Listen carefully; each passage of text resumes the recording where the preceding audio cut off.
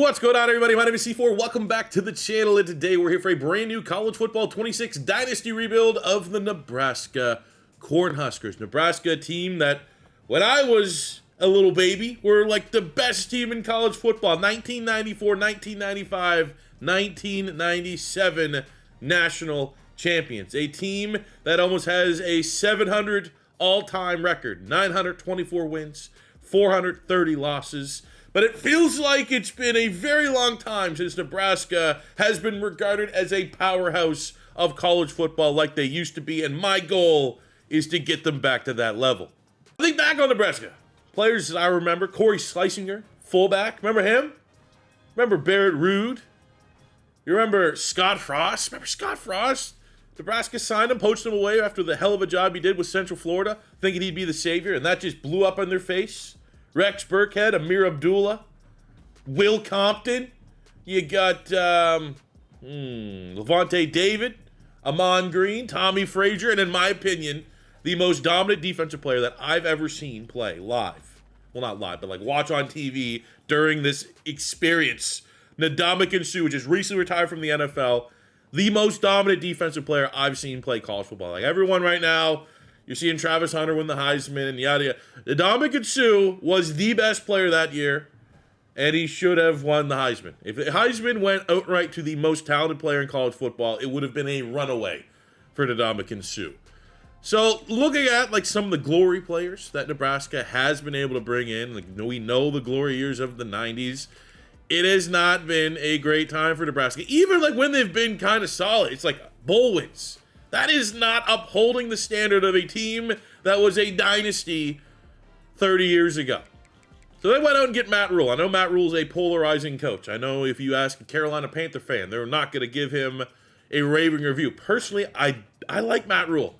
I like Matt Rule. I've been following Matt Rule since he was at Temple. I remember he made Temple kind of legit. Obviously, Temple's the Philadelphia school they play at, the home of the Philadelphia Eagles. So they've always kind of been a college team that like, I'll kind of root for here and there. And I remember he made Temple kind of legit. I remember there was like a Temple Penn State game where like, it was a fight. It was not a one-sided butt kicking like it usually is. And then with that success at Temple, Matt Rule got to go save Baylor. This was around the time Baylor got the death penalty. A lot of bad things were going on there. And he turned that around. He turned Baylor around. And then off of that, and how impressive that was, got a head coaching job. It didn't work out for him in the Carolina Panthers, but he lived the American, he pretty much lived the football dream of getting a huge coaching job, being terrible, but you get fired, and then the team still owes you like millions and millions of dollars to do nothing.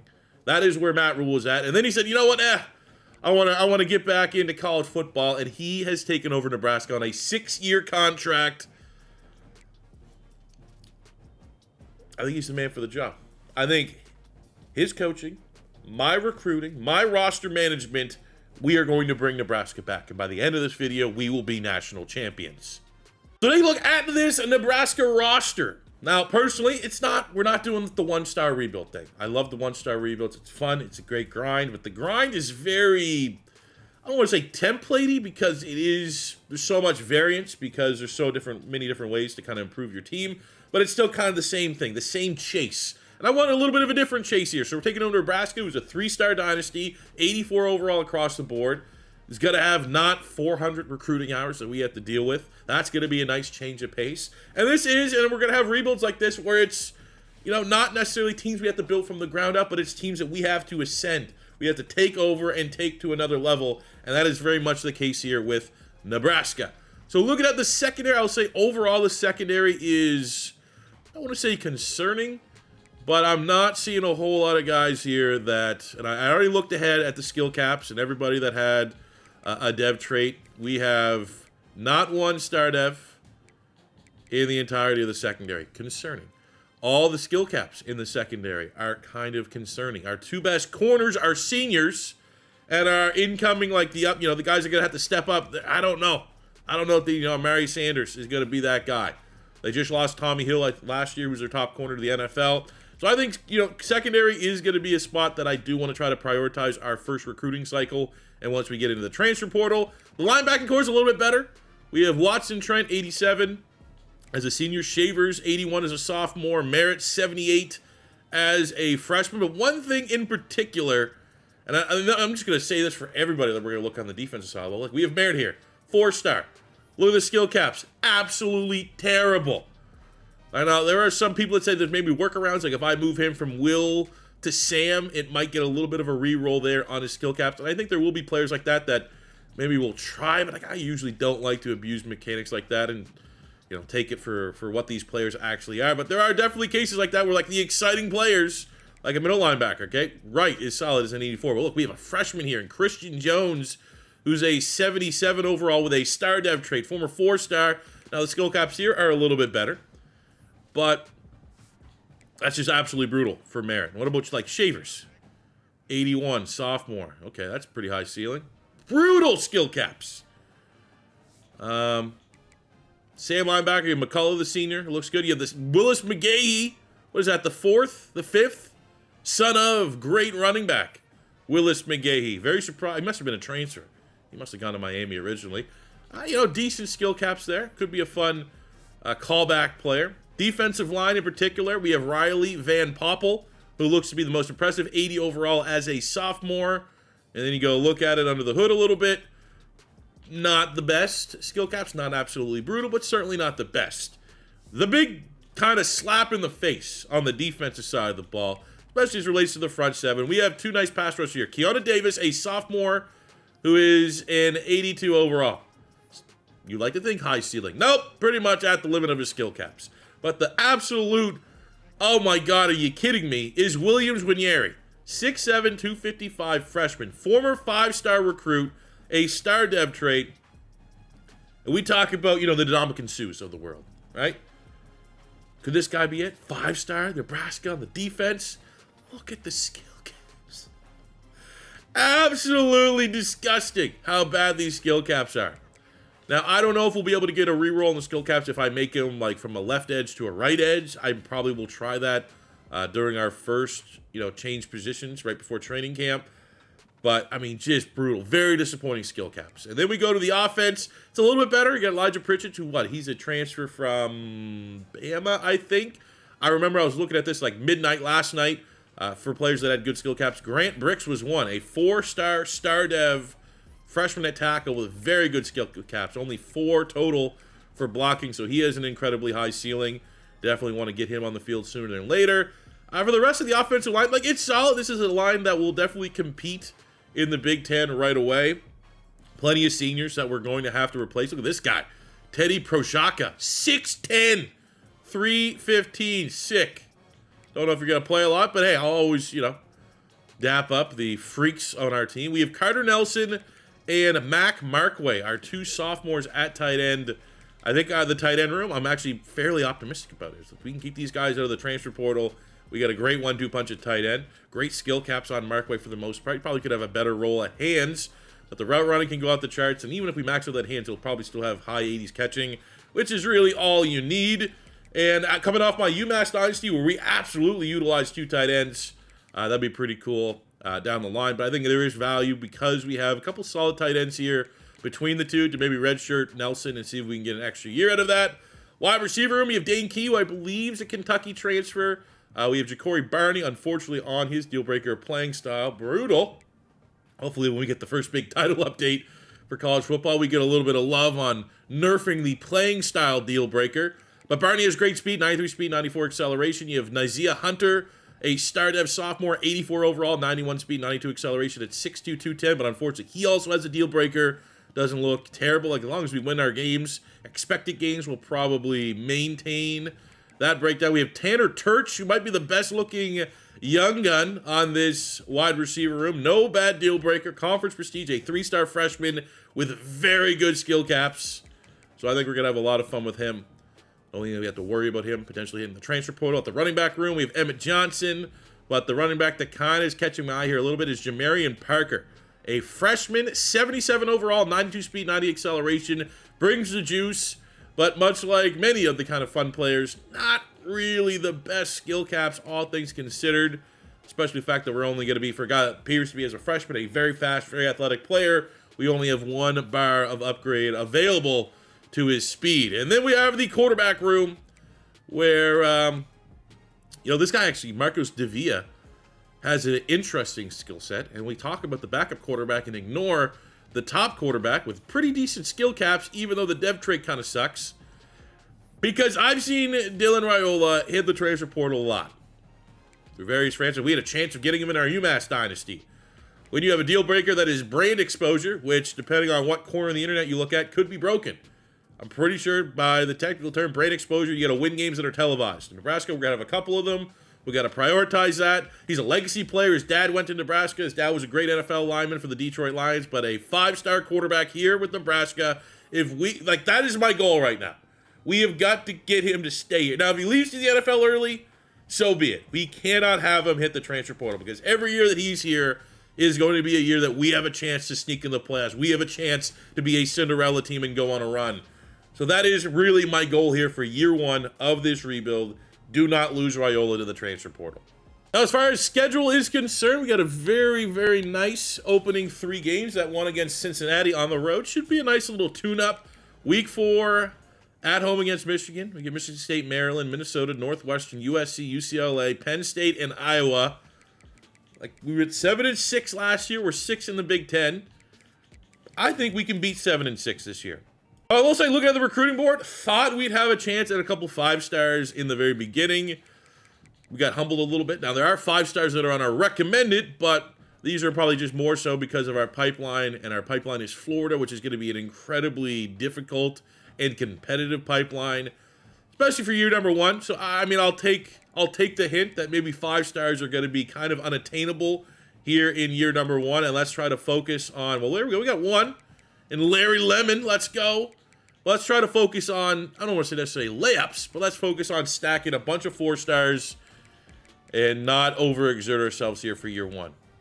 For our initial class, I'm going to start with this short list of 16. We'll probably get closer to 20 as I use up the remaining 300 plus hours. But like, as far as like looking at where we need depth and players that can fit that depth and players that fit the bill, at minimum, you have to be part of our pipeline. I'm going to try to prioritize guys that we're in the top 5. So we have Tanner P. I'm not even going to try to butcher that. We're number 2 there at safety. We got Sean Earl, a 4-star gem, and Bobby Lane, a 4-star, but we're within his top 5, and a really nice pipeline there with Florida. Great speed, 90 speed, 94 acceleration. Always want to prioritize speed. I'd like to get 2 corners during this cycle.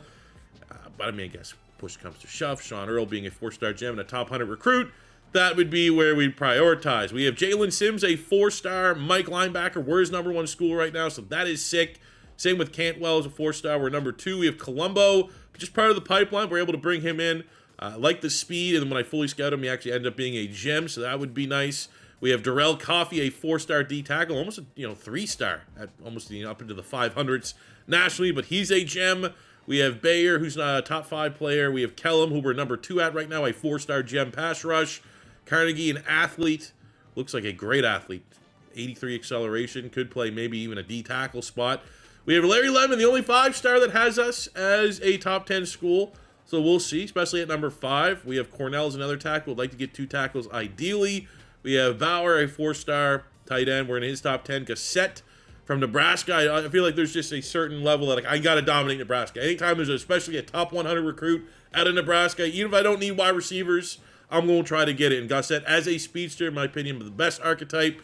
91 speed, 92 acceleration, relatively decent route running as well for a speedster. 77 short, 81 mid, 80 deep, 79 release is pretty good. We have Bradley Turner, a little white lightning in the backfield.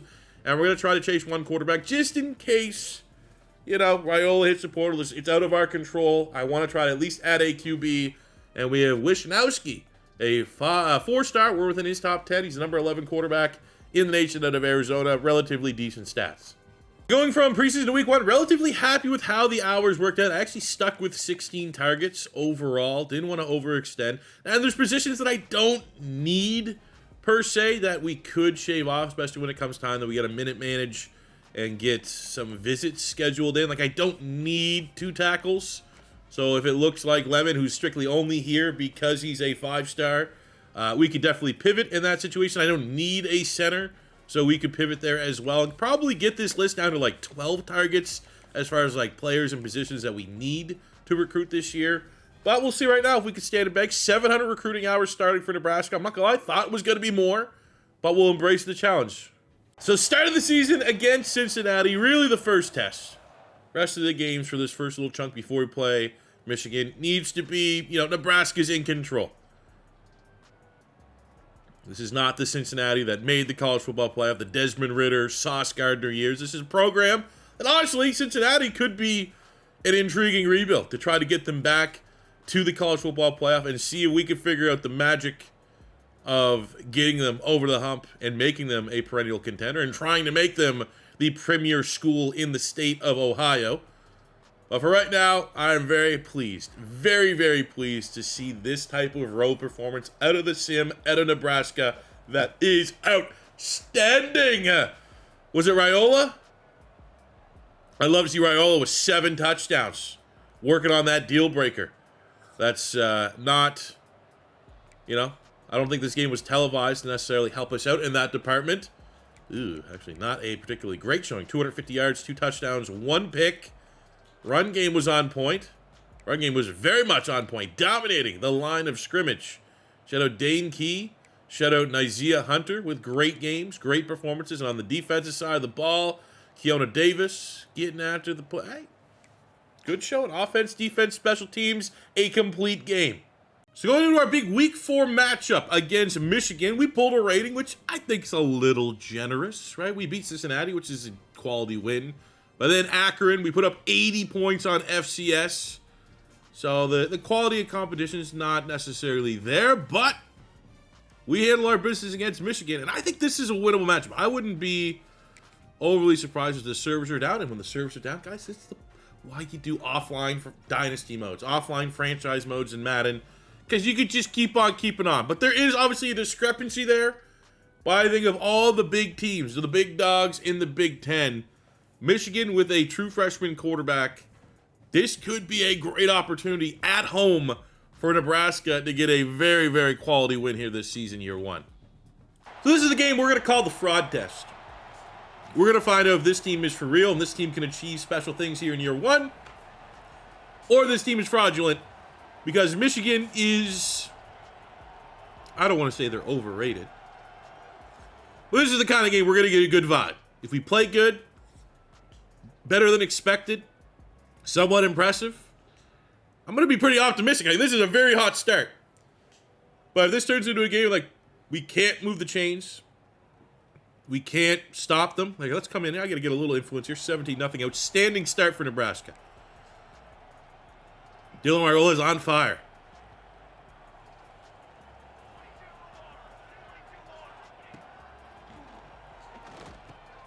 Let's go, baby. Yards. Oh, my God. He got depleted. I like to go for it here.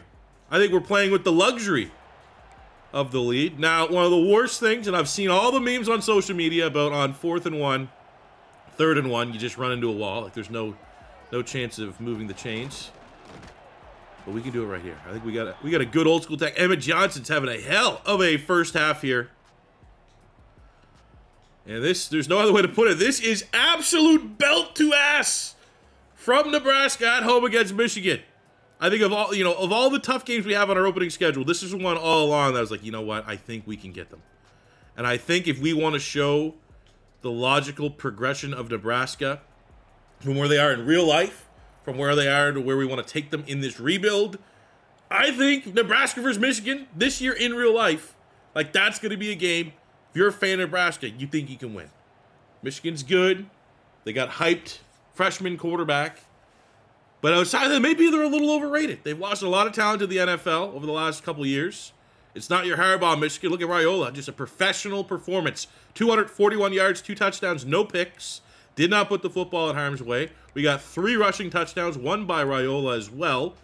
Receiving, Dane Key, Isaiah Hunter with 2 touchdowns there. Pretty sick. Defensively, definitely not our best performance, but against a freshman quarterback in an environment that our fans here at home made hostile, we got the 2 picks. Very good performance. Very happy with this one. Shout out to Sean Singleton for getting Big Ten Defensive Player in the win over Michigan with that big pick and 2 PBUs. Michigan win, then we had a bye, so we're back now in week 6 against 3-1 Michigan State. Not an easy game, but a game that if you can beat Michigan, and that's kind of the standard we're setting this year, we shouldn't lose.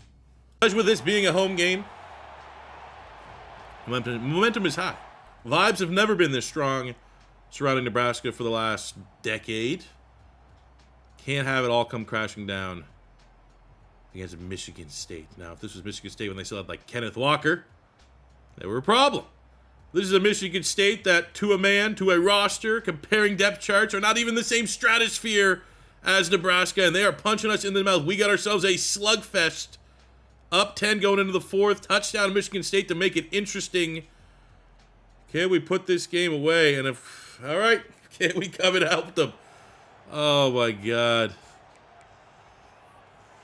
Here I was thinking the fraud test for this team was going to be Michigan and how we played against Michigan. Little did we know they were going to need to kind of break glass. And I'm assuming that I could come in and win. Break glass in case of emergency against freaking Michigan State. Now, there we go. We got a press man look, which is outstanding. But now we're going to be in the area of, like, did we score too fast? Don't necessarily have a whole lot of trust for our defense, even though we probably should. And I don't know what happened there. Barely won. Not happy with that win. Now, everyone there is pretty happy. Shouldn't be that close. Like, this type of performance is going to come back to bite us in the ass 100% later in the year. Shout out Dane Key. We'll say now we are rolling into week 7 without a single recruit signed. There we go. We get Everett Carnegie, who's an athlete, so I'm not saying he's 100% going to be a center. Looks like to be quite the athlete, so he could potentially be a D lineman. We actually won a recruiting battle for Powell Swesky. Iowa recently leapfrogged us for number 1, and we were able to win in that, so that is very nice. And we are still in pretty good position for the rest of our remaining targets. Now, one thing I haven't really highlighted yet is Matt Rule's coaching tree. We're inheriting a coach that is level 56, so he already has kind of a defined, path, if you will. We have Program Builder unlocked, which is cool. I mean, set the tone, personally, for me, is not gigantic for a rebuild, but it certainly helps. I think, you got Relationship Builder, so upgrade our school's best 2 pipelines. We could continue to work here, but there's definitely an argument to be made that we stash some points. 70 to get Motivator. Motivator is very powerful, but at least, it's not like our West Virginia rebuild with Rich Rodriguez where we had, like, nothing. We have Elite Recruiter already unlocked, so that is pretty sick. And I'm thinking when I'm looking at this, we got 3 out of 4 here on all these ones. Great. Sick, we got Specialist Recruiting. All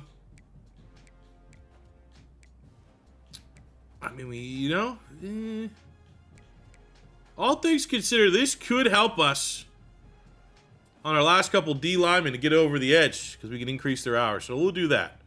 But that's going to be my plan here because 70 points to unlock Motivators I don't want to budget for that right now. Let's just go all in and make Matt Rule an elite of all elite recruiters.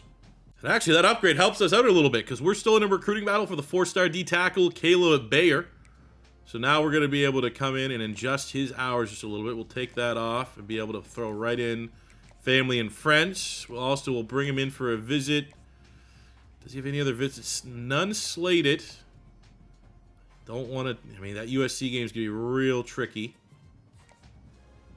Damn. Because we also have Kellum, who absolutely we could hard sell right now. 3 A's. So we will hard sell you. Again, can't believe I still don't know automatically which one to go to. We'll hit you with contact family and friends. Because we're trailing and we have a complimentary visit set up, we will bring you here for Nebraska. And we're going to, there we go. There, that works. And we got Maryland on the road this week. Not a terrible team. And if we play like we did against Michigan State, we absolutely can get upset here. Turtles, huh? It's quite the turtle statue. And then you get a dog. Is that a dog or a turtle? Is that a different type of turtle? Is that a snapping turtle? Is that a bird of some sort? What is that Maryland mascot? I assume a terrapin is a type of turtle. A tortoise, if you will.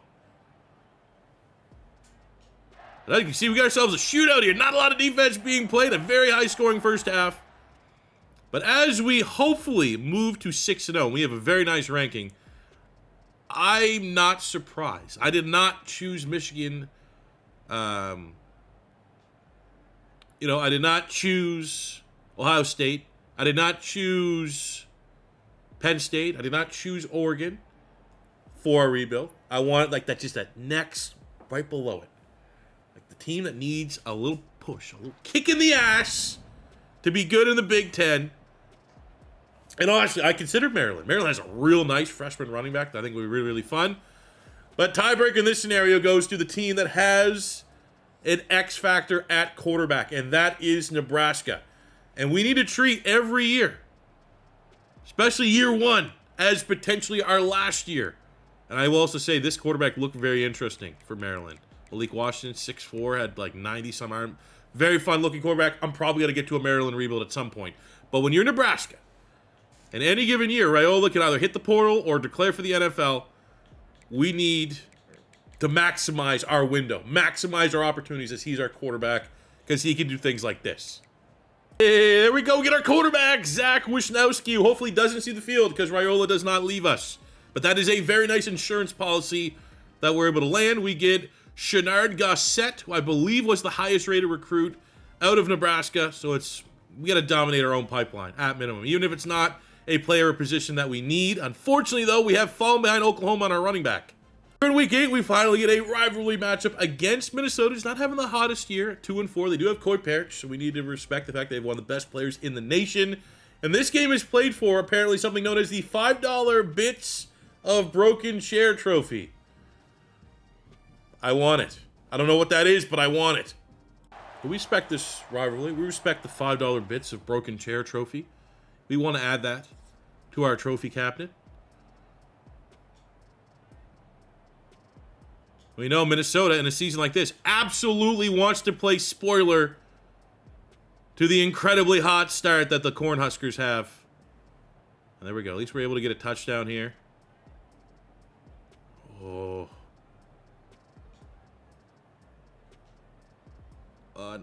Just ask for a reason. Give me a reason to hop in here. Give me like a nice third and you need help. Come on.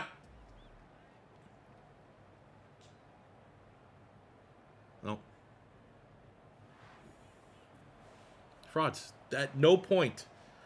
Actually, you know what? During that Michigan sim win, I thought maybe this Nebraska team wouldn't be fraudulent. But then I saw immediately against Michigan State the cracks in the armor. And there you go. First rivalry game. Rivalry game already throwing something into the mix. On the road, throwing that second thing into the mix. Embarrassing loss. And this is very much we're year one of a rebuild type loss. At the end of the day, our best player, we go as far as he goes. We fall short as he falls short. Not good. But at least we keep getting commits to make you feel a little bit better. The 4-star out of Colorado, Josh Bauer at tight end.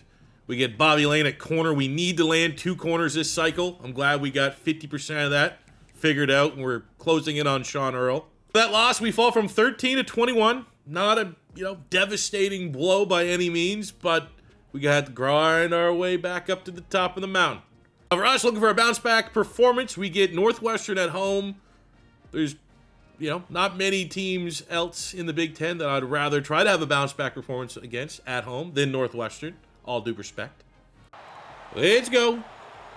We say that like we didn't just lose to Minnesota and barely beat Michigan State, who are probably all within the same area code of talent as Northwestern. And I'm just noticing, man, our defense, that's kind of been a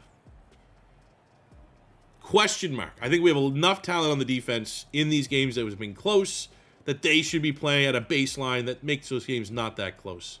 I know we want to just say we're relying on Raiola and we go as he goes, but there's certain levels. I don't think there's anyone on the offense of Northwestern that should be causing significant trouble to Nebraska the way that Northwestern did in that first half.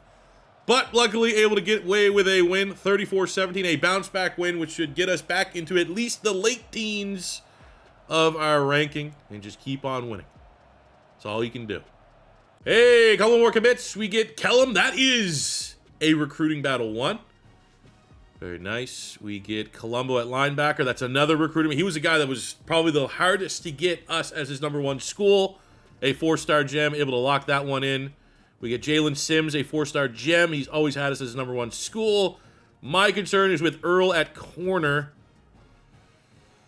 Damn, and we lose out on the running back. So for our remaining targets, we are in a recruiting battle with Washington. Now, honestly, I think the only way we can win this recruiting battle, and I did just level up Matt Rule, if I can get extra hours applied to a DB, that's probably going to be our only way. We have Bear. We're very close.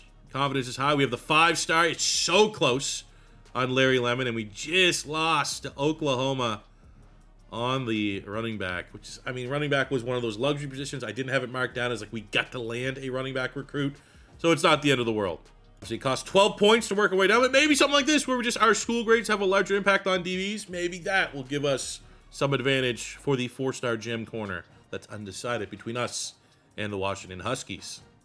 Now, I was hoping in a perfect world we'd be undefeated at this point, because USC and Penn State in our window. Penn State, who is the #1 school in the nation. USC is a top 5 school in the nation. Like, those would be the two that I was like, all right, we can slip up there.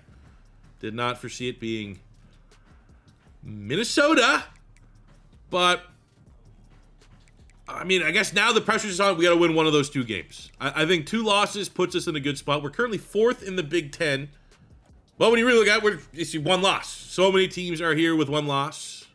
And hell, if we can get USC this week into the 1-loss column, it's going to make a very interesting finish to the Big Ten and who can earn a right to the Big Ten championship. But good news is we're right in the hunt still. And even though USC is undefeated, we are both 84 overall as a team. Advantage Nebraska for quarterback. Advantage Nebraska talent-wise at the defense across the board. I think you're going to probably give skill position to USC. They have a loaded wide receiver room. But I think this is a game that we absolutely can win. And we win this one. That loss against Minnesota is a thing of the past. So we have our first moment here. 1st and 10 into USC territory.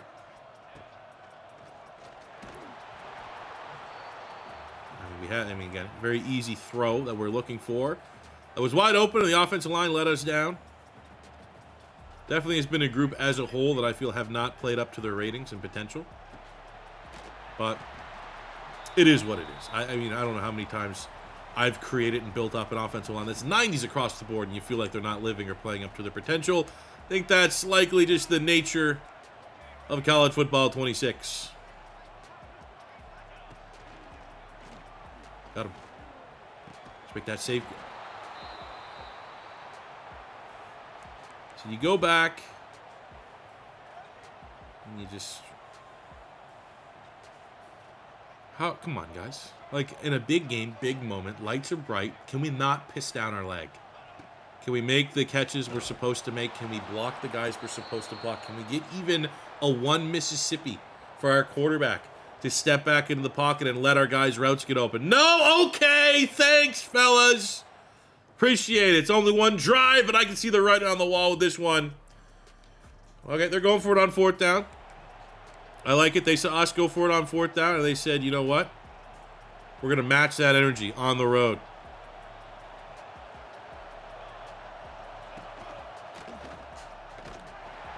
Okay. Breaking even. Both teams. Hardly efficient football. Come on, boys. There we go. Nebraska strikes first. USC responds. We kick a long field goal, which I don't necessarily agree with. We're going to come in here on this 3rd down. We're going to go with an edge blitz. We're going to hit him with a Texas 2-man stunt. It is 3rd and 5. We're going to take control of right. We're not going to blitz. We're going to let our offensive line and D-line, we're going to let them kind of control, and they're still just going to have a guy that's wide open. And unlike my guys who are wide open and drop the ball, very nice catch there by the USC player. Lights were very bright. He knew his team needed to count on him to make a play, and that's exactly what he was able to do. Now we have a 3rd quarter that's just an absolute nothing burger for the Nebraska offense. And now we are, again, great reminder that we are in year 1 of a rebuild. There are still things fundamentally for this Nebraska team that are withholding them from being a serious football program and contender in college football. I'd like to say already from my experience, it is the offensive line. Very disappointed with how they've played. I think the defense as a whole, you know, what are we doing here? Really? 28-7? But offensive line, it's not nearly good enough, so that's definitely an area that we need to work on. Year one of a rebuild. You start out hot, you forget that you're year one of a rebuild. You forget that at the end of the day, there's still a reason why Nebraska is an interesting rebuild, because they're just not quite good enough, and there's no way that we're inheriting a roster that's a part of that reputation of not being good enough, and we're going to magically make them beat the teams that they've struggled to beat for the last 20 years. Hey, that feels good. Another 5-star. Sick. First 5-star of the rebuild, but another 5-star added to the roster, which I think we have. Raiola was a 5-star, and Winieri was a 5-star. Missed out on the DB. Very frustrated with that. But I will say, after our losses, we've had very reasonable potential bounce-back games. This one's going to be tricky on the road to the Rose Bowl, but confidence the bounce-back will happen pretty high. We'll say maybe kind of surprising.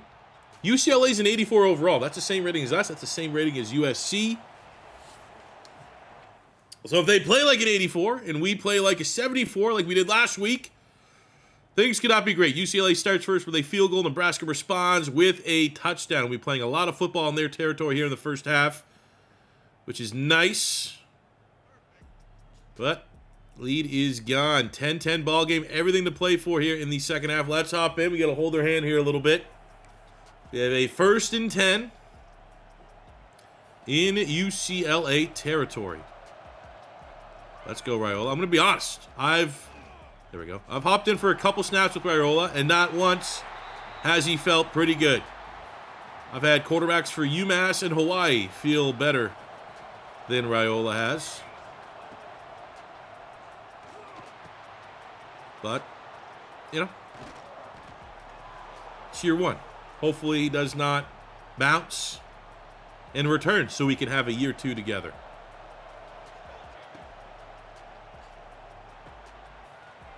Go. Good. Touchdown. Hard running by the tight end. Finishes that. Very powerful yak play. And we got a 7-point lead. Touchdown lead for the Cornhuskers here in a can't-lose matchup versus UCLA. And there we go. Late, able to turn the heat up, score 10 straight points in a tightly match. You know, credit where credit's due. They play like an 84 overall. Very surprised. They got Nico. They got the big transfer from Tennessee. But we needed to get that win, and glad Raiola and the boys were able to get it done. Ooh, and with that win, Dylan Raiola has set the Nebraska single-season passing touchdowns record. Still got a game to play for regular season play. We're able to clean up by getting Caleb Bayer and finish with 11 of our initial recruiting targets, which has us right now as the number 7 class in the country. We have a chance to get our last upset opportunity of the year. I don't really want to view that Michigan win as an upset win. I think we're closer than expected. But the USC game where they were ranked, and now this Penn State game, they're 2-loss. We're 5-2 against 5-2 as it relates to the conference standings. I don't want to say we're dead in the water, but there is plenty of, USC is looking pretty good at 7-0. But there's a chance. You give yourself a chance with 2 losses to make the Big Ten championship with 2 games remaining.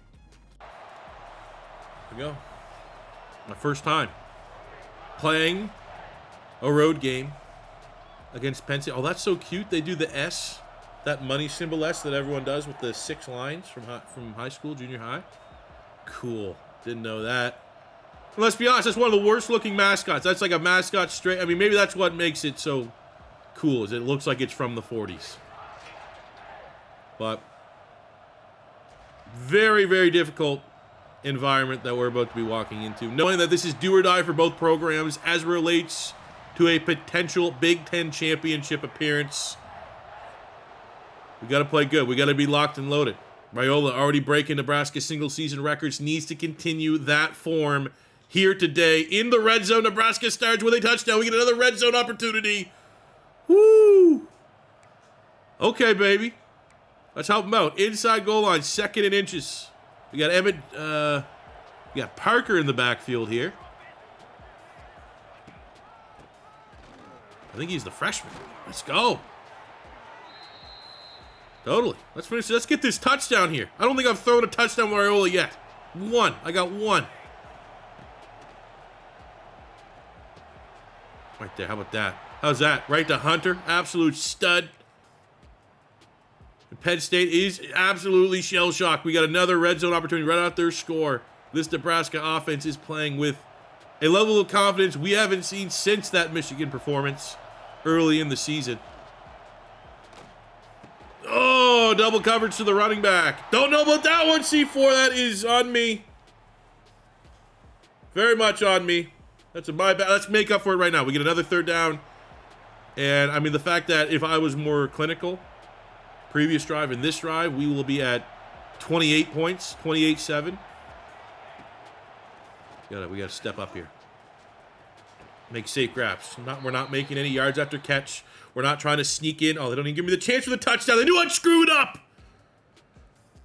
But this is outstanding play by this Nebraska offense. We have been living in the red zone of Penn State here in the first half, which I'm interpreting this as we have got to put this game away right now. Penn State needs to be punished for this incredibly slow start. And we got to make the deficit so big that no matter what home field advantage or what switch gets flipped by a Franklin halftime speech to get these guys motivated. That took way too long.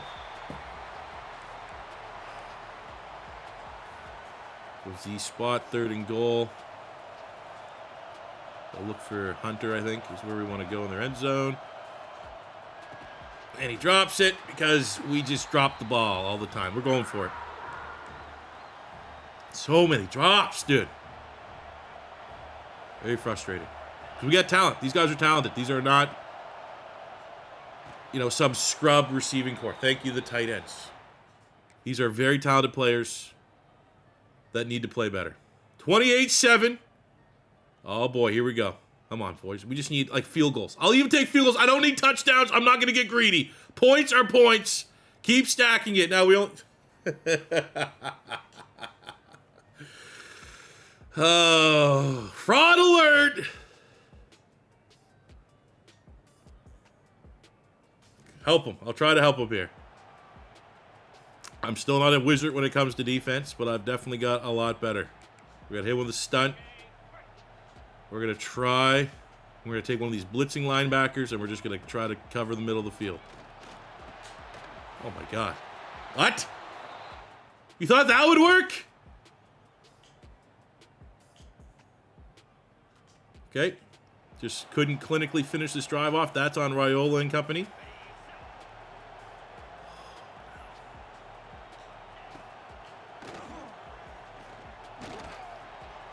Go, it's inbounds. They got to use their last timeout, I assume. Yes! Okay. Quality win. Almost clearly, looking at the 28 points they scored, 21 in the fourth quarter. Not happy about that. But overall, for how the season has gone, I appreciate these guys coming through and giving us a shot in the final week of the season. Drew Aller going for 5 touchdowns. He did throw 2 picks. So we did get, 4 touchdowns there for Raiola. I love to see that. Him continuing to build on an historic regular season. Hunter with a hell of a performance. I want to see those 2 picks. Shout out defense. Shout out Shavers and McCullough. Studs. We're breaking records. Dane Key has now set the Nebraska single-season receiving yards record. With that win, we are now the number 9 team, which is technically, as it stands, a college football playoff position. Our final game. It's a home game, but it is a rivalry matchup against Iowa, the Heroes game. Now, I will say, Nebraska's never had a 1,000-yard receiver. I know Dane Key's having a good year. 1,000 yards is all it takes to be the all-time single season. I do think of when I think of peak Nebraska, I think running the football, offensive line, and trench play. And Raiola got the record. I think he got it with 28 passing touchdowns. So, weird. Weird, not weird, but weird. Now we got the big rivalry matchup. Iowa not having the best season. They are absolutely looking to play spoiler and knock us out of any chance of making the college football playoff. I mean, you can also add to the list, man. Iowa could be a pretty fun rebuild to get to at some point. Like, imagine if I could get Iowa to a spot where they actually have a good offense. That'd be kind of cool. I don't know if the update. I know they're trying to get Cooper DeJean's brother, who's like a 5-star athlete. That'd be real fun if they land him and he gets in the roster. But here we go. Pretty, contested first half, 13-7. We're not up. We don't have that full touchdown insurance, which right there rears up its ugly head. There we go. We now do have it with 2 straight touchdown scores. Iowa is not going away in this matchup, but I think at the end of the day, we're going to see just the gulf in talent that favors Nebraska in the Heroes game go towards Nebraska. And with this win, it's still a quality win. That could improve us from our number 9 spot in the polls. Like, we can go up, 8, 7, any little spot, because we're not going to be playing, I don't think, in the conference championship is going to help to give us a fighting chance. But the season also has maybe set itself up that maybe we just didn't do enough to secure that playoff spot without having it be, a Big Ten championship game as well. There we go. Dylan Raiola has now set the Nebraska single-season passing yards record. Let's go. Pre-championship week. We are number 7, and we're loving that spot. Unfortunately, though, winning out did not prove to really matter in the grand scheme of things. USC lost 2 in a row, which is pretty brutal. But we finished 4th in the Big Ten, and Illinois feels a little bit slighted. It's a classic, let's just let the big schools go to the championship, Oregon and Ohio State. All right, we actually improved our position after championship weekend. Damn, SMU, Romello Brinson wins the Heisman Trophy. Haven't seen that before. But we are in the college football playoff here in year 1 with I don't want to say necessarily favorable matchup. I feel like these are pretty evenly matched teams. It's not one-sided, which is going to give us a chance here against Arizona State. So I would say back when I decided that we're going to rebuild Nebraska, that where would I realistically love the year 1 kind of summary to state about this team? I think making the playoff, we've already achieved that. I think that's, regardless, win, lose, draw this game against Arizona State, making the playoff in year 1, getting to the dance, we still lost 2 games, is impressive. Would be real nice to get that 1 win, though, to know that it is possible. But I don't think, we said at the very beginning of this year, don't let Raiola transfer. Play well enough that he's going to stay invested, because I think another swing with Raiola under center in our first recruiting class and what we're going to be able to do, hopefully damage-wise, in the transfer portal, we're going to be able to build a team around Raiola to be very competitive next year. And we're seeing right now, this is an Arizona State team that's been to back-to-back playoffs. We'll come in here on 4th down just to see if we can give us that little bit of chance at the end of this game. Still have all of our timeouts left. I'm not going to lie. I'm going to pretty much look at the running back here. So I want to use my timeout on this side of the 2-minute warning. There we go. Touchdown for the good guys. And the defense can't get us the football back. But making the college football playoff, year 1 with Nebraska, successful season. What? Dude, what? We went from a 3.5-star program to 10-3, losing in the first round of the college football playoff, and we're a 5-star prestige program. What? I know Georgia for winning the Natty, but that's the real story. I don't know how many years I've grinded trying to just get from 3.5-star to a 4-star. It doesn't happen. And a decent season from Nebraska has to go up a full 1.5 stars of school prestige. I don't think I've seen that kind of gain even going back to last year's game. So that is very insane. We get Raiola finishes the year 3,900 yards, 36 touchdowns to 5 picks. Really good year. We don't have to worry about that deal breaker, which is a win. Emmett Johnson, our starting running back, had a nice season, over 1,000 yards, 12 touchdowns. Unfortunately, with that playing style deal breaker, we're going to have to hope that our persuasion attempt will work. Same goes, Dane Key, he's a senior, so we don't have to worry about that. Hell of a year, breaking all the records. We have Nizia Hunter, who got 1,000 yards, 12 touchdowns. Deal breaker, we're in a good spot there. Barney has a playing style deal breaker. That could be tough to persuade. Luckily, Markaway had another real solid year, 500 yards, 7 touchdowns. That's good. Defensively, let's see, we got 8 sacks from Davis, 6.5 Van Poppel, 6 from Williams Winyeri, and we have very nice deal breakers on all of them. So happy with that. And in the secondary, I mean, it's all seniors for the most part, so no sweat off our back. Shout out Williams Winyeri for getting freshman All-American. Usually the first players leaving / transfer portal segment, year 1 of rebuilds, is anxious because it's like, oh boy, here we go. Don't necessarily think that's going to be the case. We don't have a lot of bad deal breakers right now. And looking at the players that are leaning towards, I mean, that ain't bad at all. We have Emmett Johnson at running back. I'd love to have him back for one more year, but not necessarily a deal breaker, but we do get him to buy back in. We got Buford. I mean, honestly, we could just pretty much try everybody. We got our sophomores. We'll prioritize the underclassmen who might have a little bit more years under their belt. We have Byrne at quarterback. Again, not necessarily a deal breaker, but we just want this depth here so I don't have to kind of rush and panic to fill out depth reasonings. When we get to the transfer portal, I'd rather just look for straight up best player available. But look at that. We got all but 2 to buy back in, and we get easily far and away our #1 risk. Returning Emmett Johnson. That's very nice. RB1 season. Loading up for him as a senior for Nebraska. Pending I don't get someone better on the transfer portal.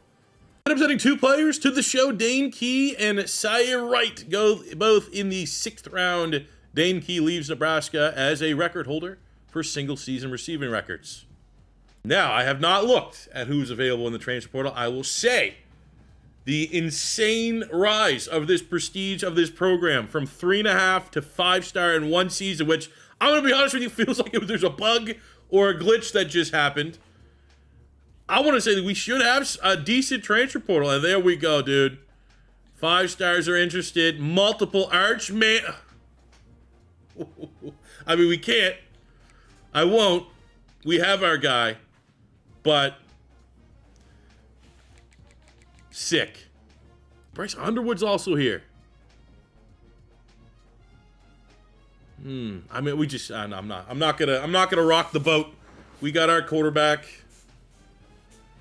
It would be probably a waste of hours to try and pursue. Like, if we landed any one of these guys, they're probably going to bounce into their second season. Maybe Underwood, though. Like, if he sits for a year and Raiola goes to the NFL next season, and then we still have him, the deal breaker doesn't mess up, then it's got to look very smart. So maybe we'll try to pursue Bryce Underwood. And if we don't get him, it's not the end of the world. For the first wave of the transfer portal, we are in on some big dogs, but I will say there is a chance of like all or nothing because these are going to be highly, highly contested players. And if things don't go our way, we could end up with a very light transfer portal. We're going to try to get Keldrick Falk, 5-star, the #1 player available in the portal. Jordan Seaton, 5-star, the #4 player in the portal. We have Isaac Brown, who's one of the funnest running backs in the nation.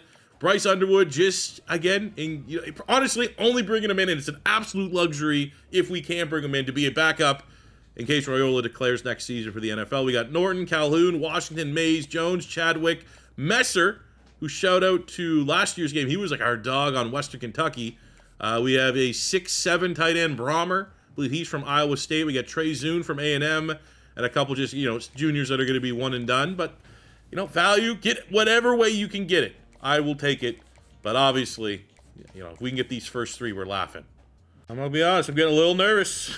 We get Isaac Brown. It's a great get, even though we kind of convinced our existing running back not to hit the portal, and Isaac Brown 100% is going to start over him. That's still elite prolific speed.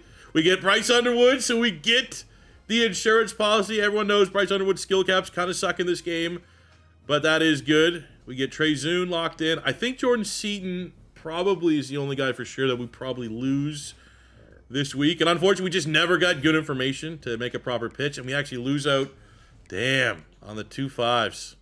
Okay, I mean, it's not all necessarily doom and gloom. Those are always going to be wishful type gets. Happy with what we got. We lose out on Adrian Norton as well, but we're still in a good position to get Calhoun, Washington, Mays, Jones potentially, Chadwick, Messer, Brommer. I mean, it's not all doom and gloom. And into the final day of the transfer portal, we clean up a little bit. We get Cam Chadwick, 4-star sophomore transfer corner.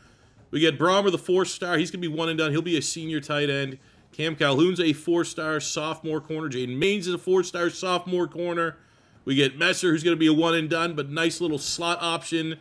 And we only miss, a couple corners. Not the end of the world. We got 3 anyways. Didn't need 5. Overall, for our recruiting class, we finished number 11, just outside the top 10. Great start.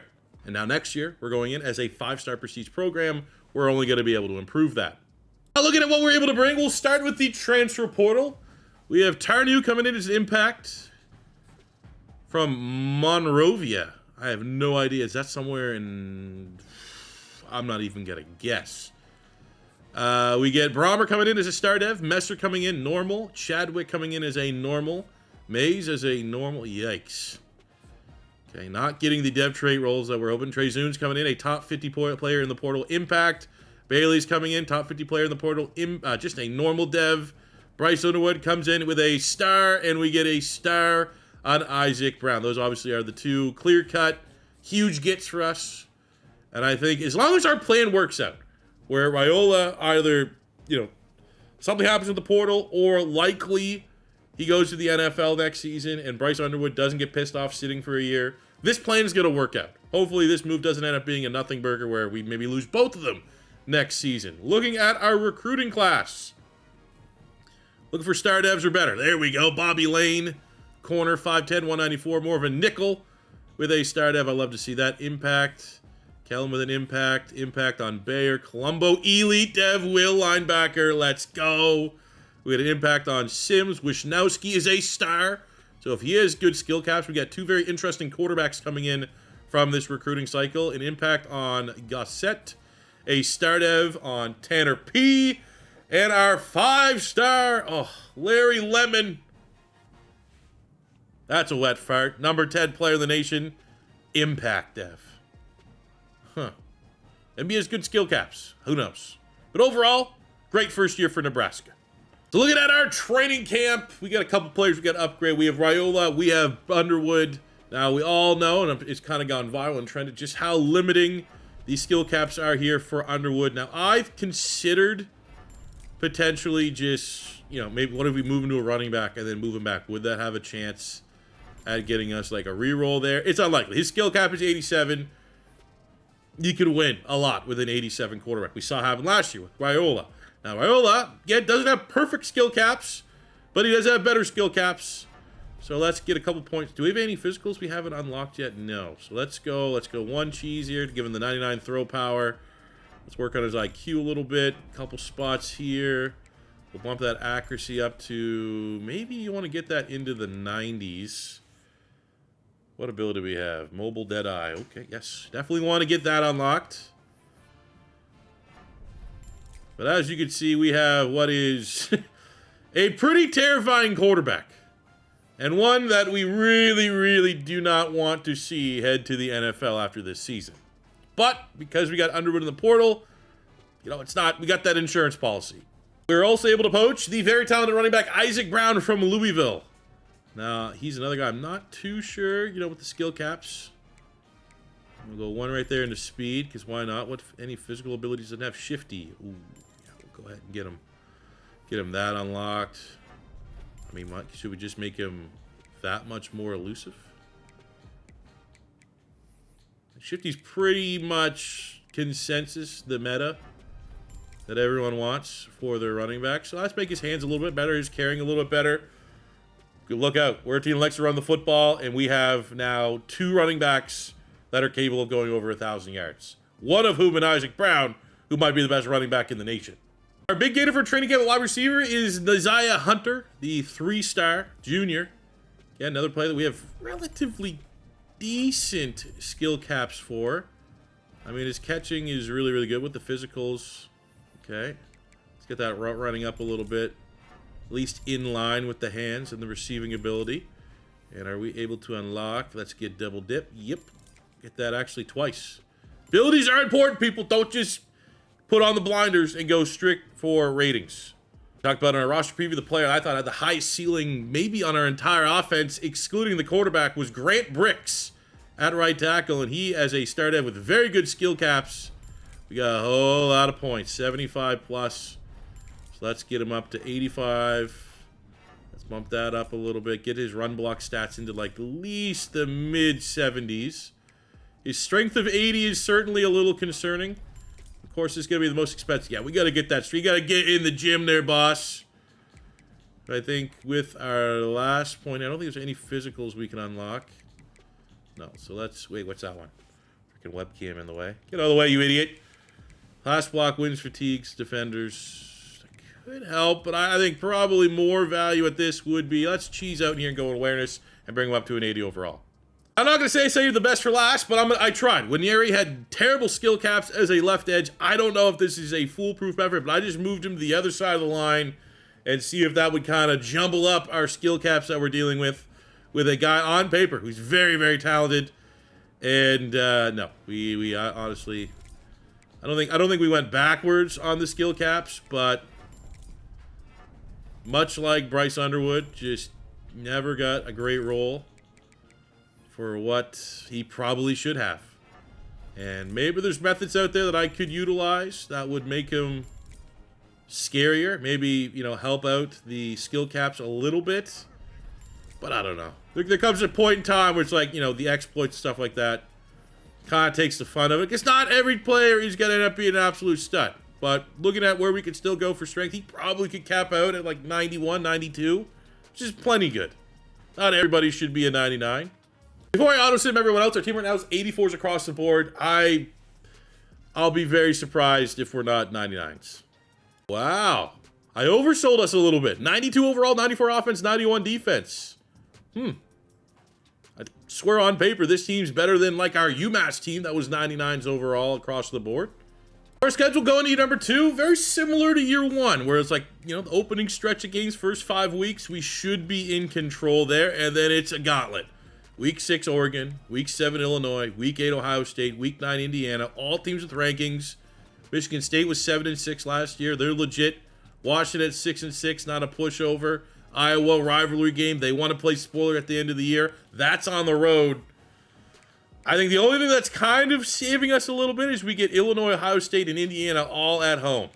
So I'd like to think out of that stretch, if we can go 2-1, like beat Illinois, beat Indiana, toss up against Ohio State, that will be acceptable.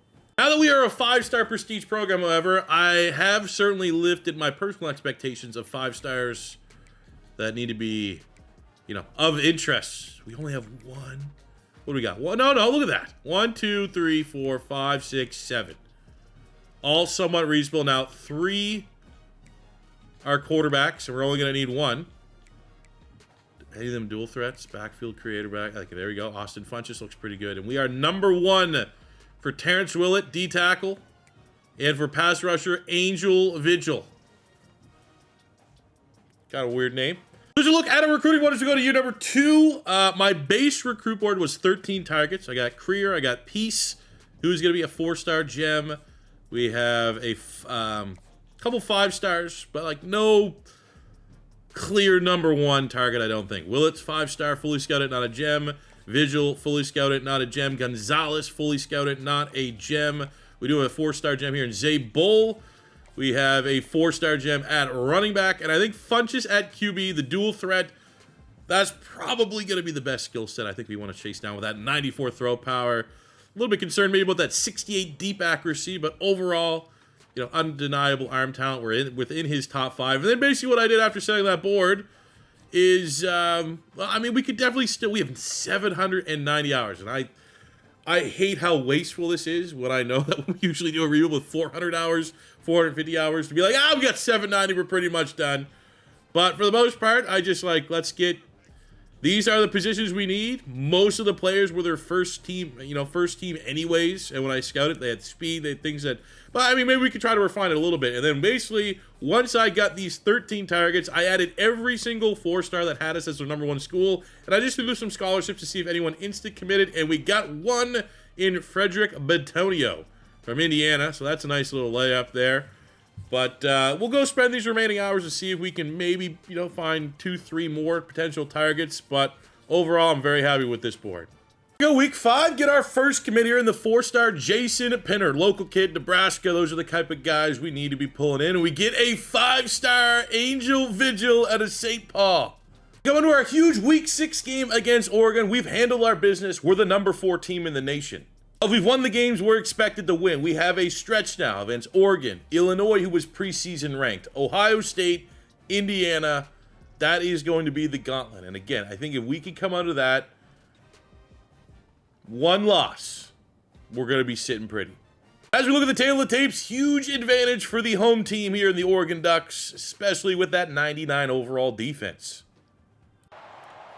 Let's see what we can do, man. They got the duck. Wouldn't it be bad if he slipped? It's raining. That motorbike going at high speeds. Cuts it too early. We don't want that. All right. Or do we want that? Is that the kind of chaos that we want to bring? Opening drive for Nebraska. We settle. We thought for a field goal. They said, we're going to get a touchdown. Let's come in here on first down. 3rd and 5. Midfield. New look offense. Raiola. Isaac Brown. Brommer.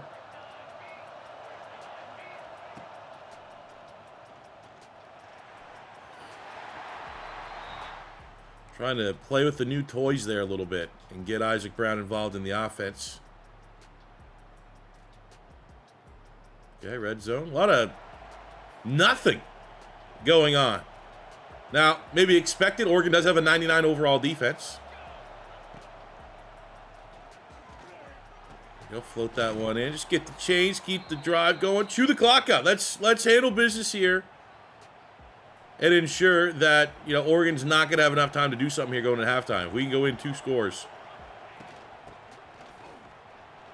Oh my God, dude. One thing I haven't had the luxury of a lot in college football 26 is running with like a juiced up running back, a running back that has all the abilities. And that's exactly what we get with Isaac Brown, who's almost a 99 overall. Thank you very much, Louisville, for giving us a finished product. Let's get into him again. We got a great offensive line. They were a little inconsistent a season ago. Oh, my God, dude. Really does feel like if I wanted to just run it with Isaac Brown, we'll break records. We'll have an Ashton Genty type season. That is how good that playmaker is. That is how much it feels right that Nebraska has an S-tier run game. And we are up 20 points, belt to ass on the road against the Oregon Ducks, and they can't even get out of their own half. This is a dominating effort from the Cornhuskers, who, I don't know if you clicked on this video hoping it was going to be a 7-year rebuild, that we might be good to go this year. Last year we made the college football playoff, and this year, if you can go in and play like this on the road against Oregon, you can beat anybody. Some more commits. The tackle, Potausi, a 4-star. We get Sopawaga, a 4-star. We get Creer, a 4-star, which we do need to add DBs. Definitely a priority position for this recruiting cycle. With that impressive road win, Nebraska, it's early. It's 5-0. A lot of things can change between now and the end of the season, but we're now the number 2 team in the nation with our sights at getting number 1. Holy dude. We had this game on the road against Illinois. Barely won. I'm not going to say almost a trap game because Illinois was ranked preseason. Had a little bit of a down year. Whew. Thank God we had Isaac Brown in this one. Pass game was not on point. Let's go. The best quarterback room in the nation with Dylan Raiola, with Bryce Underwood, now adds a 5-star in Austin Funchess. Here's a big one. Ohio State, I think this is the biggest game. I think they're the toughest team on a consistent basis through any and every rebuild you do. It is Ohio State. We are at home. We are undefeated. This is our season. We got to play like we did against Oregon. If we do that and we win this game, I almost think this will be the deciding factor of if this season is national title or bust. If we lose, then it's like, all right, maybe we'll get the playoffs, get hot, and we know we can compete with anybody based off of how we played against Oregon. We win this game. Who's beating us? At home. Maybe the biggest home game in like a decade plus for Nebraska. A chance,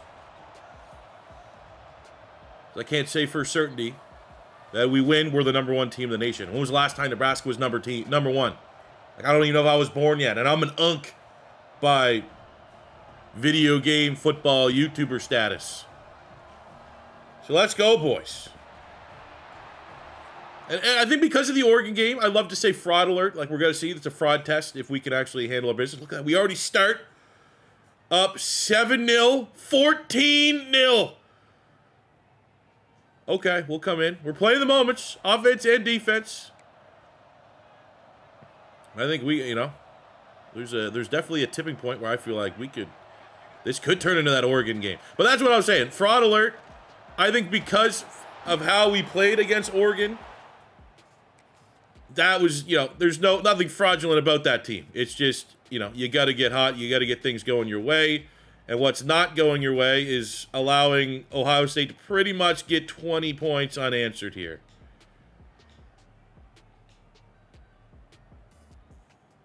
Okay.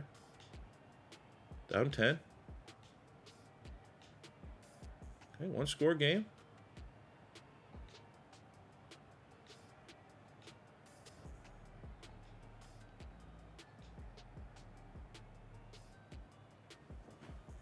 Patience.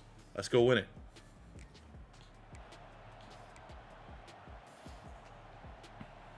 I've ignored many moments this game. I want to see how our team sink or float. All my fellow parents out there will know. Oh, that's a pick. Fuck! God damn it!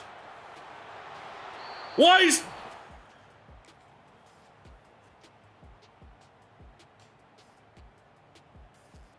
Okay. They're bailing me out. Oh my God, dude, come on. Now, it's been 3 days since I've last played college football. That's not an excuse. That is an excuse that I'm saying, but it's not an excuse. You can't just come in and but look at this. There's no one open. There's literally, we're going up against the final boss. Ohio State is the Chiefs of Madden. The margins are so thin. You got to be locked in. And we're at a spot right now. Touchdown. And the Nebraska Cornhuskers in overtime bail me out and get maybe the biggest win in 20 years at home over Ohio State when I literally self-sabotage this team. Dylan Raiola says, I might be the best quarterback in the country. Don't worry. Hop on my back. We'll win this in overtime. There's magic in the air. Let's go. So sick. So even with that win, we do not get the number 1 spot. Now we have a matchup here against number 18, Indiana, which maybe that could increase our resume to get that number 1 spot. But outside of that, we have 1-6 Michigan State. Should be a win. 4-4 Washington. That's a home game. Should be a win. Maryland looks tricky. 5-2. Same with Iowa. Not going to say those are layups, but optimistic we could get undefeated regular season here. I was going to say, who's number 1? Georgia? Yep. Okay. They got 1 extra win over us. We'll see. Here we go against Indiana. Home game. Magic. Absolute magic in our home games this year. I respect Coach Cignetti. I'm a big fan of what they're doing over there in Indiana. Happy they got a ranking.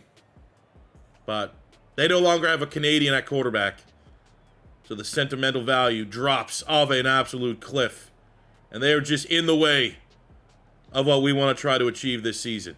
Look at that. We go for 4th down on that drive. The sim is going for it on 4th down. Just elite aggressiveness. Well, this is a tight game. Get a late touchdown there to get a lead, but Indiana scores on their opening drive of the second half. I'd say the good news is it feels like we're getting touchdowns and they're settling for field goals. But this is certainly a fight. End of game drive. Put it away, dude. This team, clutch. Knows how to win. It's impressive. The work we did in the transfer portal, the way we've developed this program, the way that we've kept guys out of the transfer portal. Matt Rule has this program humming on all cylinders. Why not finish it with landing our final target on the board? Another 5-star in Terrence Willett. So that gives us 3 5-stars landing in the class, which we're still early in the college football 26 rebuild verse. But that is the best we've achieved so far. We must have the #1 class in the nation, right? Wow. Georgia just padding their stats, and Clemson with the 4 stars.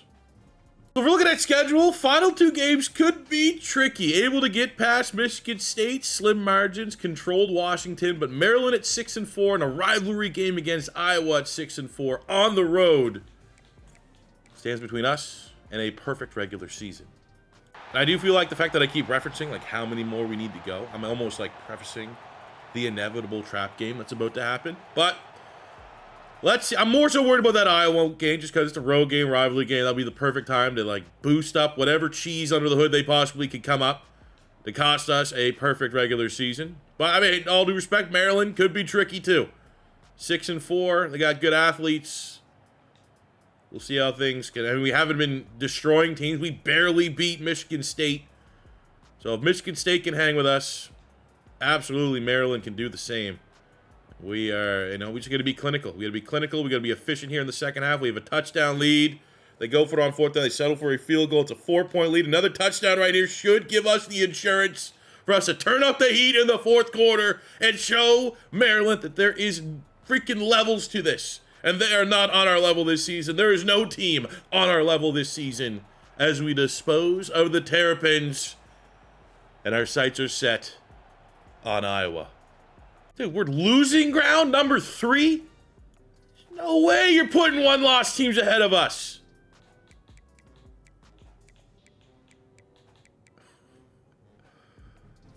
Wow. All right, boys, let's use that as motivation. No one believes in us. They think we're fraudulent, even though we've took down Oregon, took down Ohio State. Let's get this rivalry win over Iowa. Let's go into the Big Ten championship with all the momentum, and let's prove these guys wrong. They're nothing but haters. Iowa's not a bad team. This is not going to be a pushover. They are very much, maybe even more talented than their record on the season. Always have stout defense. Always have great special teams. Clearly have insane fans by the look of that chick's face. So let's see. And they start punching us in the middle of the haymaker. We'll get 2 straight scores there. Of course, we missed the extra point, which makes things just a wild card. We end up losing by 1 or something weird like that. But very solid start. But I was making it a game. It's far from a blowout. Never expected this game at any point to be a blowout. It's going to come down to probably the final possession or 2. But we're getting big momentum in the second half for Nebraska right now. Piloted on a 24-point advantage. Ooh.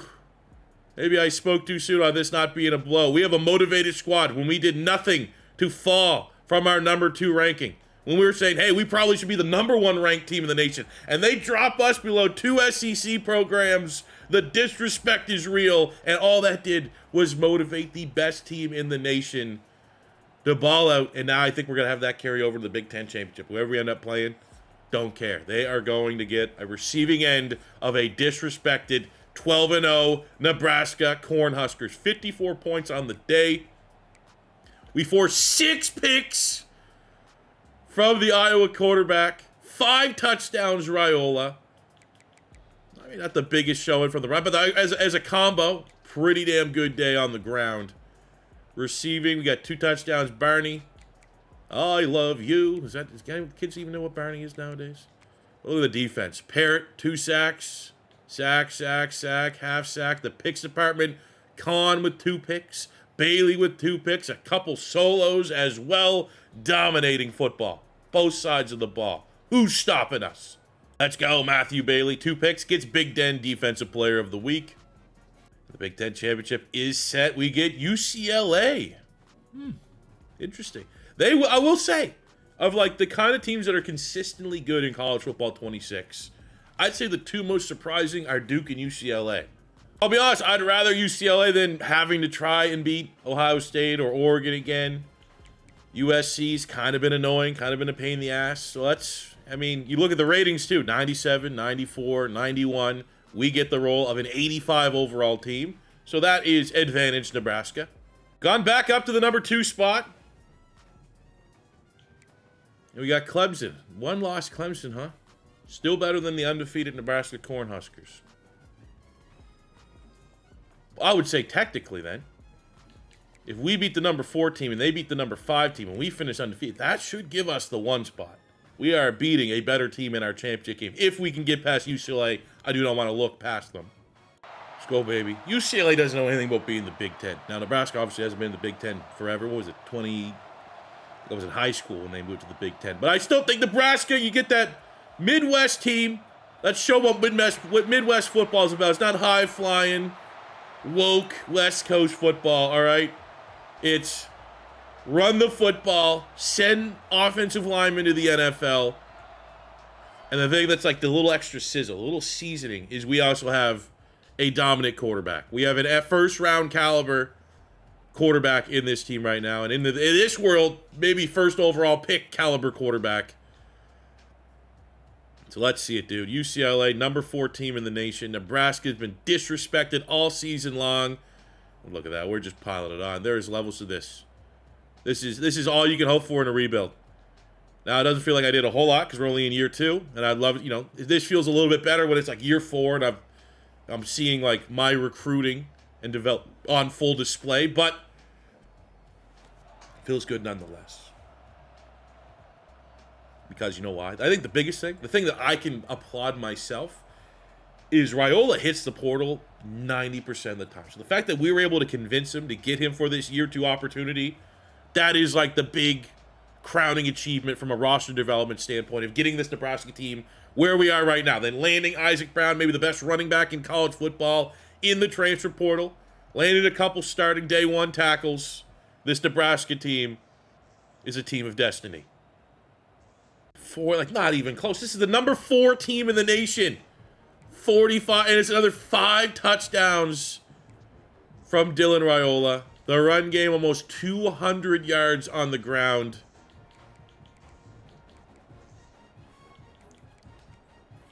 Not nearly as good of a performance. I'll tell you right now, this Bailey guy is on fire. Matthew Bailey. He says, you know what, I'm going to be a first-round pick as well. Not as dominant of a performance from the defense.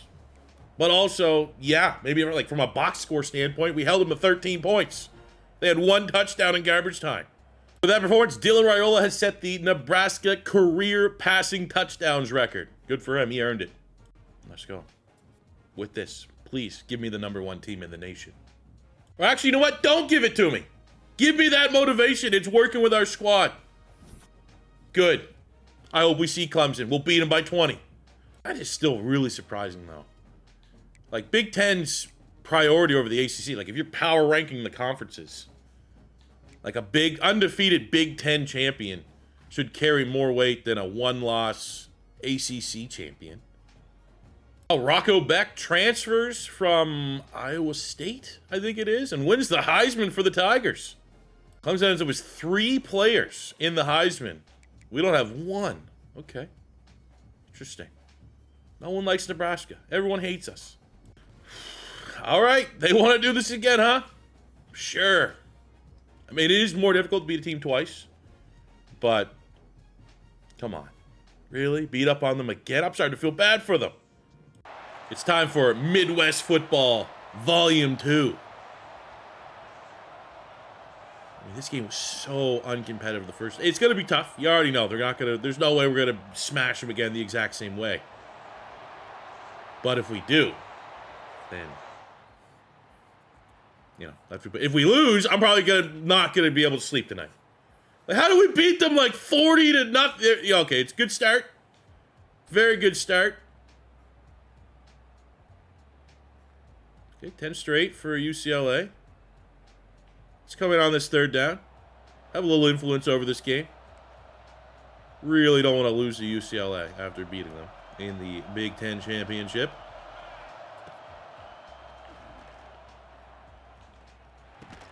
Good grab. Oh, drop. Okay, cool. Yeah, every time I'm humming in for gameplay, it's just not. Wow, they're getting stuffed on 4th and 1, or my really good players are dropping it on gotta have it catches. It's weird. It's like it's punishing me when I come in. When I just let the team kind of go in autopilot mode. They're severely better than when I'm actually helping them out, which we have with this. What about defense? 3rd and 9. Oh, wait, no, here we go. Offense, 3rd and 9. Now, I will say the one thing, from a passing offense standpoint, this is not a fast offense. So Outside of the running back, who actually is very fast. Let's see if we can get him to it. On the sideline. What a throw! What a grab! 3 touchdowns, no picks for Raiola. You love to see. Oh, baby. Boom. Belt to ass. But yeah, this is not a team that's just run verts all the time. You know what I'm saying? So it's like, from that standpoint, if we ever get from behind and I need to hop in the 6, it's probably going to be very tough. Very challenging. But back-to-back times. Is that Nico? To the back of the jersey, it is Nico. Can't handle Nebraska. So with our win, we have drawn the Georgia Bulldogs, number 3 team in the nation in the Sugar Bowl, better known as the College Football Playoff semifinal. Looking at the bracket here.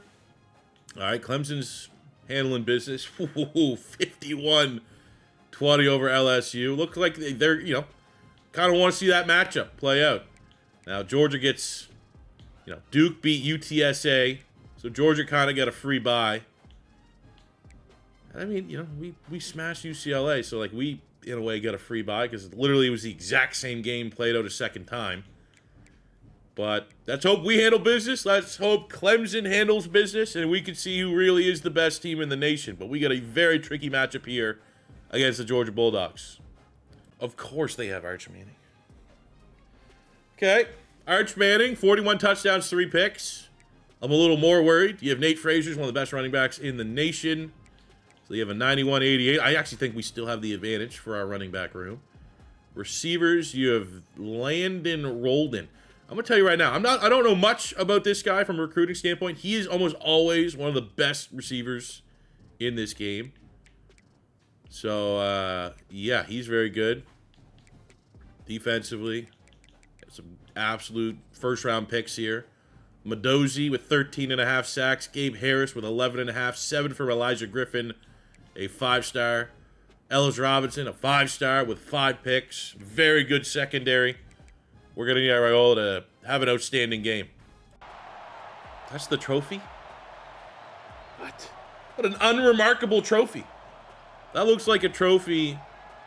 Like I'm trying to buy a fantasy football trophy, so I gotta find the cheapest one that gets free shipping. That's what that trophy looks like. But here we go, big matchup. Dylan Raiola, the undefeated Nebraska Cornhuskers versus, it almost feels like the game's trying to cheat and just give Georgia the natty by letting them get freaking Arch Manning to pair with the best defense. So we gotta take down the cheat code. And look at that, we're starting out hot, 14-0, and they're going for it on 4th down, 4th and 4 on the 5. Let's make sure they kick this. Yeah, I like this because I feel like, honestly, I don't know, maybe it's a tinfoil hat for the sim, that if I sim that play, they might actually just keep the offense out there, but if you actually go through the moment, they will kick the points, which is a win. Great stop by our defense. All right, 10 straight points, Georgia. Not loving that. Not loving the fact that we got 14 and then we haven't been across midfield since. What do we got? Big field goal, 4th and 11, 49-yarder. Let's do it. Boom!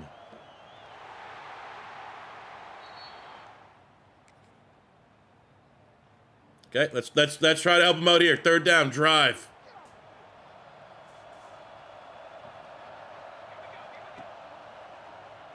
Brahmer. Let's go, Brahmer. Big tight. Oh, yeah, baby. Stud. Love that guy. Get that guy in the transfer portal.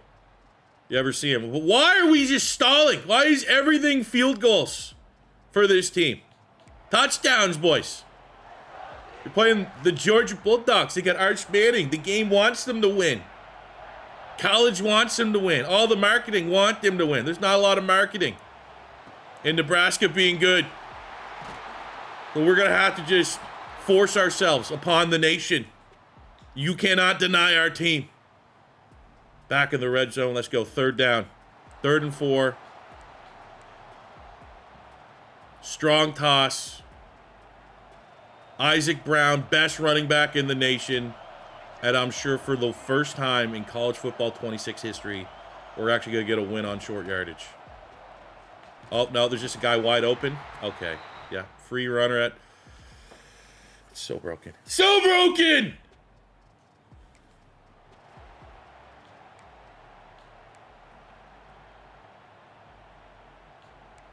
They're going for it on 4th down and 4. Their side of the 50. All I'm asking, fellas, just someone not wide open. Let's go. Turnover on downs. Great PBU on the outside. Put this game away.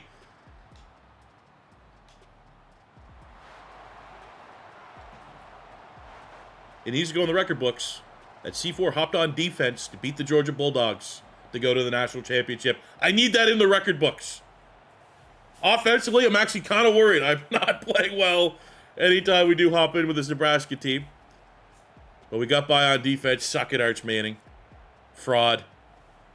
Can we get our team celebrating with the littlest trophy I've ever seen? That is the Sugar Bowl trophy? It's like a hubcap. It was a gutsy performance. No touchdowns, no picks for Raiola. Did almost have 300 yards passing on the day, so we were moving the football. Great game from Isaac Brown. 114 yards, 2 touchdowns. It was just anytime, I guess, we hopped in. O-line would not block, which is frustrating, but it is what it is. Defensively, a couple sacks, a hat trick total of sacks. And we forced 2 picks on the great Arch Manning, who I think's a fraud. All right, let's go to the next week. Come on, Clemson, don't let me down. I mean, we'll take on Miami if we got to. But I want to see this supposed #1 team in the nation. But then if they don't make it, it's fraud alert. They never were the #1 team. We were always the right #1. But they couldn't even get to the Natty. So, embarrassing for them. It wasn't even close. 21-7. Now, I guess 14 straight. But look, Beck, no touchdowns. I almost kind of wish we got to take on clubs. You know they would have played like that against us. So Miami scouting report. They have Emory Williams. 2 touchdowns, no picks. Okay. Couple nice wideouts there defensively. Not much went on that game. Low score. I mean, their defense played well, obviously, to hold Clemson only 1 touchdown. Looking at Miami as a whole, their quarterback is, solid, I guess, but he does have turnover problems. 14 picks is a lot. 38 touchdowns, 14 picks, 1,200 yards, 18 touchdowns. So, their running back is very good. Receiving, 1,500 yards, 21 touchdowns for the man known as Artis Cole. Defensively, got a good pass rush. Lightfoot, 10 sacks, 9.5 for John Walker, 9 from Malik Bryant. Florida Gator transfer, L.J. McCray had 7 sacks. That's good. I mean, let's see how we stand out. We haven't looked at our stats yet. Going into the national championship game, we are led by middle linebacker Christian Jones. 93 tackles, 8 TFLs, 2 sacks, 4 picks. Does it all. We got 11 sacks from Keanu Davis, 8.5 from Dawson Merritt, 7 from Riley Van Poppel. They have a very disappointing season from Williams Winieri, the former 5-star. But our pass rush checks out legit. We got 6 picks from Matthew Bailey, 5 picks from Tarnu, 4 picks Christian Jones. Outstanding. Those are probably the best interception numbers I've had so far in a college football rebuild. Passing, Raiola, just under 3,800 yards, 36 touchdowns, only 3 picks. Lethal accuracy. Also, just for reference, look, no deal breaker for Underwood. So our insurance policy, if Raiola in this game doesn't go our way, but he does declare, we're looking great for next season with Underwood as our QB1. Around the football, 1,700 yards and 21 touchdowns for Isaac Brown is pretty scary. Emmett Johnson, 700 yards, 6 touchdowns. Just the best rushing attack in the nation. No 1,000-yard receivers, but we can go everywhere. Everywhere, anywhere, multiple weapons. And we have such an accurate quarterback. He's always going to give us a shot. We don't need, a first-round pick at wideout. I think it's going to have to be that Midwest football in this one. Run the ball. National championship time, Nebraska, who was dominating in the 90s. It's been a dry spell. But Matt Rule, proven program builder. Now we got Miami on the other side, the U. Another very similar storyline, honestly. Obviously, the U's been a little bit more competitive, a little bit more visible. And I think also a little bit more mean because is the U back. Well, this is 2 teams that dominated in the 90s, finally getting back to the top tier, the pinnacle of college football. 2 teams that run the football well, I think advantage in this one, honestly. Nebraska has a better defense. We have a much better quarterback. And fellas, this...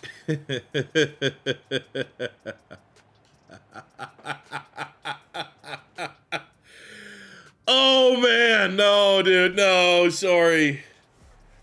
I would have loved some drama. Oh, my God. I mean, let's come in here at this point. Can we just keep piling on? 30. I can't even call plays. The game's like, no. You're too broken.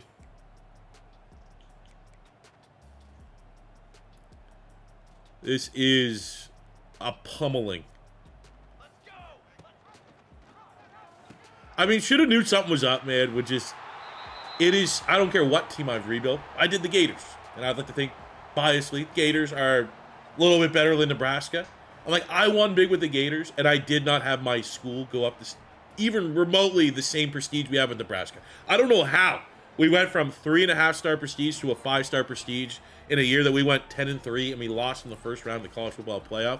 No idea. I don't know if there's like some under the hood scenario that triggered for us to get that. But I mean, that kind of made us speedrun this rebuild. Going from a 3.5-star and a budget and a recruiting budget of a 3.5-star and the school grades of a 3.5-star. Like, how did our school grades, that many, get that good? I have no idea. But if you're watching this, I haven't had a whole lot of uploads this week. You'll see why very shortly. What's kind of been working on the other side. But this helps me out because now it's like, all right, we kind of got to speed run this rebuild. We got to successfully rebuild Nebraska. It was unique because I don't think, like, if I rebuilt Nebraska 5 more times, I don't think I'd have this type of role. I don't think I'd have this type of early success. I don't know if we'd even keep Dylan Raiola from leaving the team in the portal. This was a God roll type rebuild for Nebraska, and that is what we need. Year 2, national champs, and we earned it. We had close clutch wins. And then when we needed to, we belt to ass the best of the best. And full display right here in the national championship. 42-14. Undefeated, 16-0. Perfect season. Raiola just steered the ship. 1 touchdown. Was it the run game? Yeah. Isaac Brown getting him in the portal.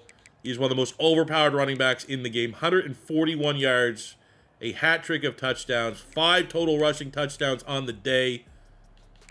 Defensively, I mean, just suffocated any and everything they needed to do. We only had the pick. Shout out Matthew Bailey getting his 7th pick of the year. But what a team, dude. What a freaking team.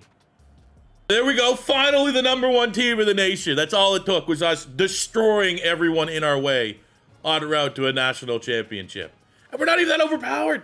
Like, my Hawaii, my UMass teams were 99s overall. We're only 91. Shout out, at the end of the day, Dylan Raiola, man. What a quarterback. 8,000 yards, 73 touchdowns, only 8 picks in his career. Dude, and if we lost, he was coming back. We were going to lose Isaac Brown. We were going to lose Hunter. We were going to lose Barney. But Dylan Raiola is so committed to the project here in Nebraska. He was going to, could have been the first overall pick. He's like, nah, let's go win another one. That's sick. Well, there you go, fellas. That is a incredibly successful and speed ran Nebraska rebuild. They're not all going to be like this, but I will take it as they come. What I need you guys to do is to comment down below what rebuild similar to this Nebraska one do you want to see next. I've already put up a poll on the channel about what long-form multi-video rebuild, and I think it's a toss-up right now, but I'm leaning to a team that has teal-covered turf. Maybe from the Carolinas. But for these one-off rebuilds, which I always think have a place, what's kind of, that 3-star, 3.5-star school that's not a complete build-up from the ground rebuild, that would be really interesting that you guys want to see. Please let me know in the comment section below. If it is your first time stopping by, don't be afraid to hit that subscribe button. We're getting so freaking close, probably by the end of the weekend, to hitting 180,000 subscribers on the channel. So if we can hit that, that would be incredible. If you want to know how to help the channel, just leave a little comment below for the algorithm. Smash the like button. Those 2 things help out the YouTube channel more than you guys know, and I very much appreciate each and every one of you guys that do just comment for the algo. Thank you very much, and until next time, it's your boy C4. Say, next week's going to be a good week. Stay tuned to the channel. My apologies on the slight delay in college football content, but we're going to be good. We're going to be good. We're going to get back into a rhythm of things here now. And I'll see you guys back here next week. Till that time, it's your boy C4 saying peace out, love ya. Have a good one.